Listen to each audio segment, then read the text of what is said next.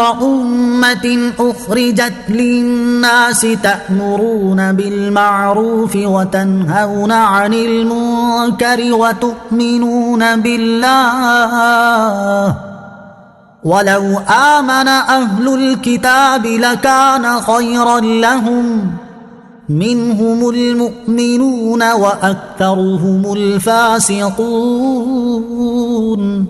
ترجمہ: اے مسلمانوں، تم بہترین امت ہو جو لوگوں کی ہدایت کے لیے ظاہر کی گئی، تم بھلائی کا حکم دیتے ہو اور برائی سے منع کرتے ہو اور اللہ پر ایمان رکھتے ہو، اور اگر اہل کتاب بھی ایمان لے آتے تو ان کے لیے بہتر تھا۔ ان میں کچھ مسلمان ہیں اور ان کی اکثریت نافرمان ہیں۔ کنتم خیر امت،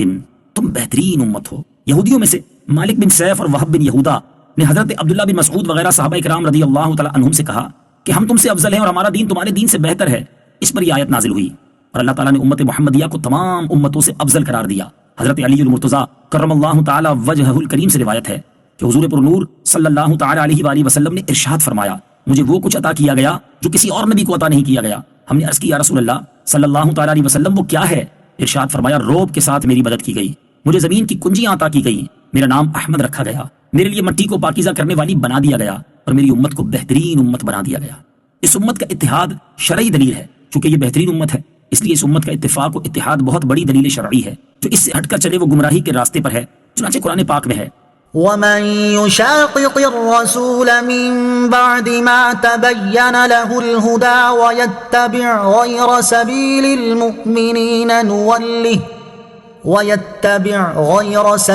المؤمنين نوله ما تولى ونصله جهنم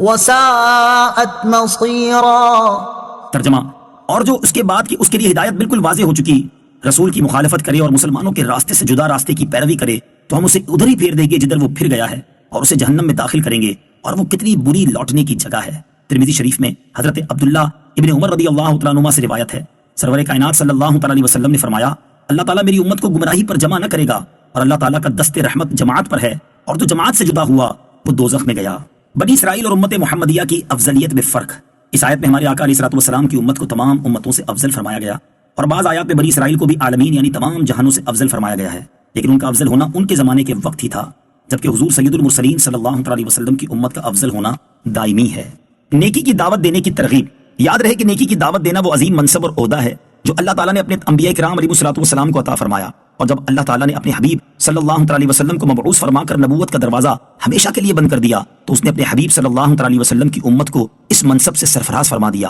اور اس عظیم خوبی کی وجہ سے انہیں سب سے بہترین امت قرار دیا۔ لہذا ہر مسلمان کو چاہیے کہ وہ بقدر توفیق نیکی کی دعوت دیتا اور برائی سے منع کرتا رہے۔ احادیث میں نیکی کا حکم دینے اور برائی سے منع کرنے کے بے شمار فضائل بیان کیے گئے ہیں، چنانچہ اس سے متعلق دو احادیث سماعت کیجیے۔ ایک حدیث میں ہے کہ حضور پر نور صلی اللہ علیہ وسلم سے عرض کی گئی، لوگوں میں بہترین کون ہے؟ ارشاد فرمایا، اپنے رب عز و جل سے زیادہ ڈرنے والا، رشتہ داروں سے صلہ رحمی زیادہ کرنے والا، سب سے زیادہ نیکی کا حکم دینے والا، اور سب سے زیادہ برائی سے منع کرنے والا سب سے بہتر ہے۔ نمبر 2، حضرت انس بن مالک رضی اللہ تعالیٰ عنہ سے روایت ہے، سرکار دو عالم صلی اللہ تعالیٰ علیہ وسلم نے ارشاد فرمایا، کیا میں تمہیں ایسے لوگوں کے بارے میں خبر نہ دوں جو نہ انبیاء علیہ الصلوۃ والسلام میں سے ہیں اور نہ شہداء میں سے، لیکن قیامت کے دن انبیاء علیہ الصلوۃ والسلام اور شہداء اللہ تعالیٰ کی بارگاہ میں ان کا مقام دیکھ کر رش کریں گے، وہ لوگ نور کے ممبروں پر ہوں گے۔ صحابہ کرام نے عرض کی، وہ کون لوگ ہیں؟ ارشاد فرمایا، یہ وہ لوگ ہیں جو اللہ تعالیٰ کے بندوں کو اللہ تعالیٰ کا پیارا بندہ بنا دیتے ہیں اور اللہ تعالیٰ کو اس کے بندوں کا محبوب بنا دیتے ہیں، اور وہ لوگوں کو نصیحت کرتے ہوئے زمین پر چلتے ہیں۔ میں نے عرض کی، وہ اللہ تعالیٰ کو اللہ تعالیٰ کے بندوں کا محبوب بنا دیتے ہیں، یہ بات تو سمجھ میں آ رہی ہے، لیکن وہ اللہ تعالیٰ کے بندوں کو اللہ تعالیٰ کا پیارا بندہ کیسے بناتے ہیں؟ ارشاد فرمایا، وہ لوگوں کو اللہ تعالیٰ کے پسندیدہ کاموں کا حکم دیتے ہیں اور اللہ تعالیٰ کے ناپسندیدہ کاموں سے منع کرتے ہیں، تو جب لوگ ان کی اطاعت کرتے ہیں تو اللہ تعالیٰ ان سے محبت فرمانے لگتا ہے۔ وَلَوْ آمَنَ أَهْلُ الْكِتَابِ، اور اگر اہل کتاب بھی ایمان لے آتے، یعنی اگر اہل کتاب بھی سید الانبیاء محمد مصطفیٰ صلی اللہ تعالیٰ علیہ وسلم پر ایمان لے آتے تو ان کے لیے بھی بہتر ہوتا، لیکن ان میں کچھ ہی لوگ ایمان والے ہوئے، جیسے یہودیوں میں سے حضرت عبداللہ بن سلام رضی اللہ تعالیٰ عنہ اور ان کے ساتھی، اور عیسائیوں میں سے حضرت نجاشی اور ان کے ساتھی رضی اللہ تعالیٰ عنہم۔ اس کے برعکس یہود و نصارہ کی اکثریت نے اسلام قبول نہ کیا۔